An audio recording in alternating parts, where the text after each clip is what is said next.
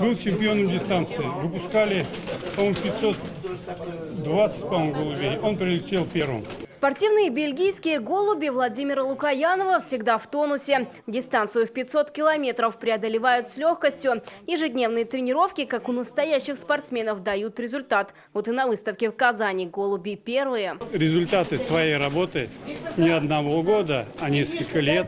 У каждого голубя свой характер. Пернатые породы мулеманс, птицы верные. Для Татарстана редкость. Голубевод Ильшат Сунгатуллин разводит их в рыбной слободе. Радость, удовольствие, успокаивает. Все ради удовольствия. На выставке голубеводы и с огромным стажем. Я уже 55 лет. Мне самому 65 лет. Вот. Я вот сколько себя помню, столько их развожу. Китайские чайки, тульские монахи, богемские космоноги. Десятки пород. Если одни летают высоко и далеко, другие, например, как белоснежный с распущенным, как у павлина, хвостом, не летает и вовсе. Голубь декоративный.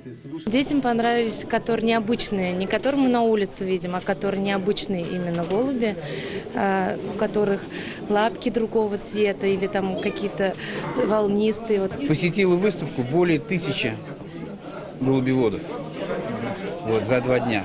А выставляли птицу свою, показывали свою красоту голубей 29 участников.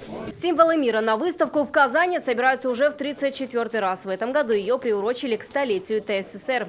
Вероника Гайнудинова, Айцат Шаймарданов, Александр Лобанов, ТНВ. Казань.